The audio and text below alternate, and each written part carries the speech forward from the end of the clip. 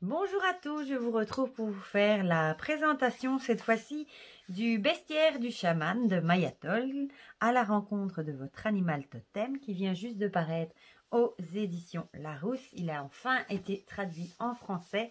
Celui-ci, je ne l'avais pas en anglais. J'essaye de plus trop acheter d'oracles en anglais parce qu'au final, je les utilise pas trop parce que j'ai pas toujours le temps de traduire. Donc, quand j'ai vu que celui-ci était paru en français, j'étais aux anges parce qu'il est magnifique. Donc, encore un grand merci aux éditions Larousse qui me l'ont envoyé pour vous le présenter. Et ben voilà, on va partir tout de suite à sa découverte. Donc, comme le précédent, il est tout à fait métallisé. C'est magnifique. J'aime beaucoup cet effet métal. Le livre est une couverture dure, il est magnifique. Avec les animaux derrière. Donc, on va lire ce qui est écrit. Un bestiaire pour comprendre le langage secret des animaux. Mon instinct m'avait attiré dans la forêt, et 10 minutes plus tard, j'en étais sorti avec un bois de cerf. Jamais je n'avais senti la magie du monde aussi proche qu'en cet instant, quand l'esprit du cerf avait semblé me murmurer « Il est temps de marcher sur un nouveau chemin, Mayatol ». Dans ce bestiaire somptueusement illustré, vous partirez à la découverte de 36 animaux totems. Autant de guides qui vous aideront à vous connecter par leur énergie à votre moi profond. Des rituels et des réflexions pratiques vous aideront à approfondir cette connexion. Mayatol est phytothérapeute, chamane et une spécialiste du monde sauvage et animal. Elle cherche à faire connaître ce qu'elle appelle la médecine magique de la Terre, afin de créer des correspondances entre espèces animales et êtres humains. Donc, il vient de paraître au prix de 17 €. Voilà, voilà. Et on va le découvrir ensemble. Donc l'intérieur est toujours aussi beau. Magnifique. J'ai même encore une préférence pour celui-ci parce que j'aime tellement les animaux. Regardez-moi cet ours. Oh, il est tellement beau. C'est magnifique. Voilà. Pour ceux à 4 pattes, ceux qui ont des ailes et ceux qui nagent dans la mer. Merci de nous rappeler ce que nous avons oublié. Et pour Andrew et mes animaux qui m'accompagnent dans cette vie pleine de merveilles. Voilà, pour les remerciements, donc le sommaire, avec une préface, une introduction, et puis le bestiaire avec les cartes. J'adore la bordure avec les animaux. Ah, il est vraiment beau, hein. Alors, la préface, avec le renard, l'introduction. Ah oui, donc quand il y a une espèce en danger aussi, il y a une icône avec la terre. Écoutez le chant de l'esprit, comment utiliser ce livre. Et alors, on passe au bestiaire. C'est magnifique, vraiment. Avec l'illustration en pleine page, un petit mot-clé, le nom de l'animal, son nom en latin. Ici, on explique un petit peu l'animal. Ici, un rituel et la même chose, une réflexion. Et on a ça pour chaque carte, que je vais vous montrer juste après.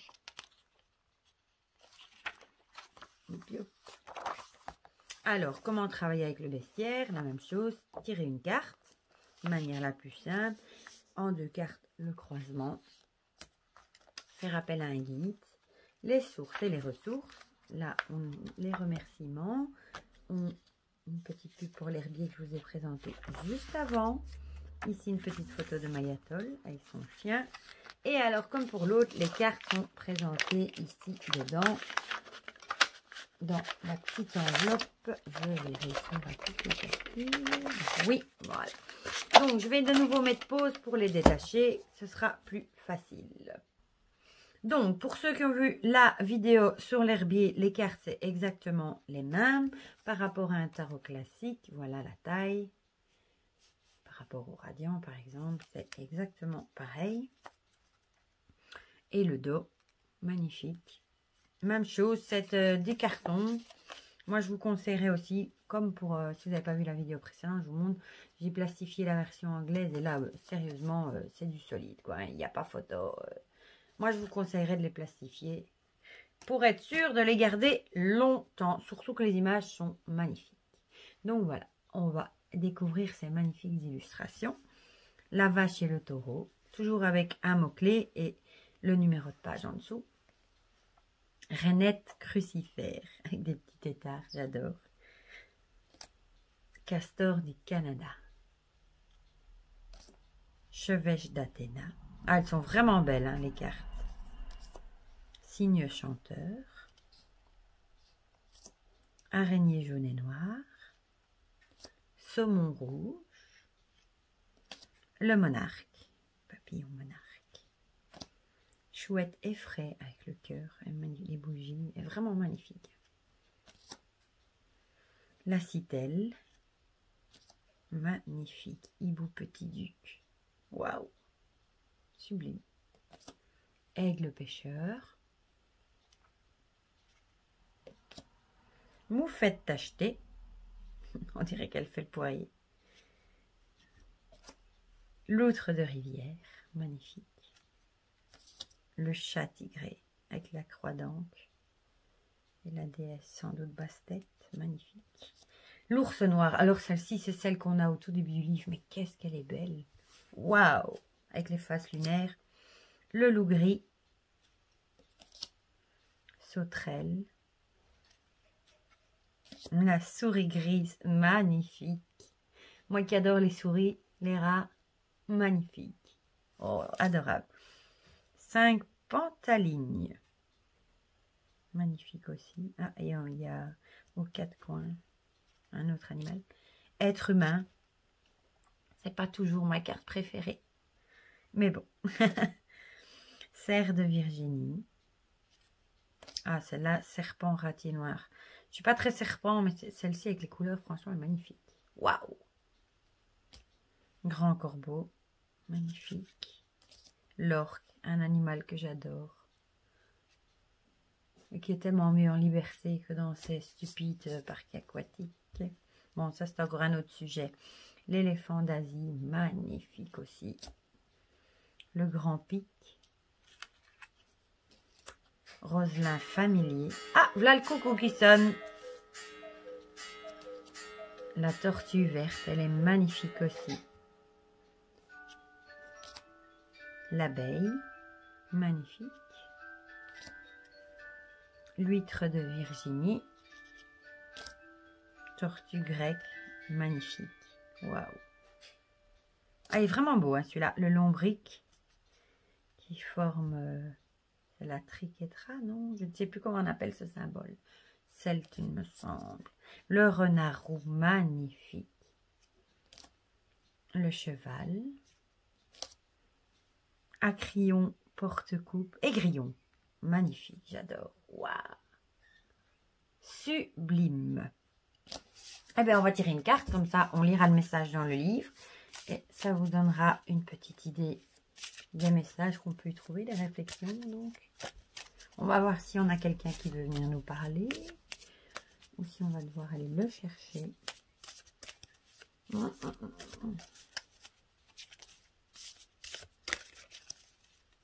Elle se mélange bien, sincèrement. Bon, on va aller le chercher, hein. Voilà, voilà. Celle-ci. Donc, les grillons porte-coupe. Eh ben, je suis même pas étonnée. Moi qui adore, ça ressemble à une libellule et j'en ai ici à la maison. Ça m'étonne pas, tiens. Bon, j'ai quand même beau. Hop. Page 151. Je le redis encore une fois, d'avoir le numéro de page sur la carte, c'est super facile, pratique. Voilà, donc, encore une fois, vous avez la carte en pleine page, donc vous pouvez la mettre de côté. Communier avec la nature. L'aigrillon porte-coupe est une créature d'eau et de soleil. Ses ailes arc-en-ciel battent si vite que l'œil humain a peine à les suivre. Il n'appartient que partiellement à notre monde. L'aigrillon vous entraîne dans la magie des espaces interstitiels où dansent les éléments. Il vous dévoile l'incroyable complexité qui existe dans la moindre parcelle de nature. Laissez-vous séduire par ces minuscules créatures. Admirez les merveilles qui vous entourent et le simple fait d'être en vie. Si vous vous libérez des illusions suscitées par la culture et la civilisation, vous retrouverez votre effervescence et votre chatoiement. Qu'est-ce qui est réel? Demande l'aigrillon. Et quel réel voulez-vous? Surtout. Alors, j'adore les... J'en ai plein dans mon étang en plus. Bon, le rituel. Entretenez la magie. La nature distille sa propre magie. Quand nous y sommes attentifs, nous commençons à voir la magie qui est en nous. Émettez l'intention de vous rapprocher du monde naturel et de nourrir les forces que vous ne pouvez pas voir. Faites des offrandes aux éléments. Ces énergies éphémères sont tout autour de nous. Elles s'abattent dans la nature. Certains les appellent des fées. En Irlande, le lait, le miel et le whisky sont des cadeaux traditionnels. En Amérique, les peuples autochtones leur offrent du maïs et du tabac. Mais un chant, une prière ou une séance de Reiki peuvent aussi faire des offices de dons. Construisez un cairn dans votre jardin. Ces empilements de pierres sont un moyen de faire une pause et d'honorer le monde naturel. C'est matérialisation d'une prière. Plantez dans un jardin. Rapportez une plante en pot chez vous. Suspendez des carillons éoliens. Installez un point d'eau pour les oiseaux dans votre jardin, votre cour ou votre terrasse. Posez des prismes et des miroirs dans le jardin. Chantez pour les oiseaux. Construisez un hôtel pour les abeilles charpentières. Quoi que vous choisissiez, faites-le dans un esprit de vénération et dans l'intention de créer un lien. Il y a des choses qui sont assez faciles à faire. Alors, la réflexion. Être conscient des petits miracles. Êtes-vous du genre à désirer de grands prodiges, tout en ignorant les petits miracles du quotidien qui embellissent l'existence? La vie est pleine de moments inattendus et magiques. Une amie qui vous appelle juste au moment où vous composiez son numéro. La découverte d'une plume lors de votre promenade matinale, alors que vous demandiez un signe. Ces instants peuvent passer inaperçus si vous ne faites pas l'effort d'y être attentif. Nous rêvons trop souvent de grands prodiges, éclairs ou feux d'artifice, et nous oublions ces petits moments qui réchauffent notre vie comme la lueur d'une bougie. Reconnaissez-vous et entretenez-vous les petits miracles dans votre vie. La libellule peut recueillir tous les suffrages, mais quand il s'agit d'iridescence, c'est son cousin, les grillons, qui brillent de mille feux. Ces insectes se ressemblent beaucoup. Seules leurs ailes les distinguent. Voilà, moi donc je les ai déjà confondus avec des libellules, mais j'ai les deux dans mon jardin. Donc voilà, prenez le temps de savourer les petits bonheurs de la vie, comme de regarder dehors, de se dire « Oh, le soleil brille » ou oui, une petite plante, une petite fleur qui pousse, un animal. Essayez de trouver du bonheur dans les petites choses de la vie. On a de la chance d'être en vie, d'avoir un toit, de ne pas avoir faim, d'avoir à manger, d'être entouré d'animaux, pour certains qu'on aime. Et il ne faut pas viser trop haut, il faut profiter des petits bonheurs qu'on a sous la main. Voilà, et que parfois on ne les voit même plus parce qu'on est tellement obnubilé par des choses qu'on voudrait, par plus qu'on passe à côté de plein de belles petites choses. Voilà, je vous fais de gros bisous et j'espère que ce bestiaire vous aura plu autant qu'à moi. Dites-moi en commentaire si vous aviez vu qu'il était en français, s'il vous plaît, si vous avez envie de l'acheter, si vous aviez la version anglaise. Je vous fais plein de gros bisous et je vous dis à très vite pour de prochaines vidéos.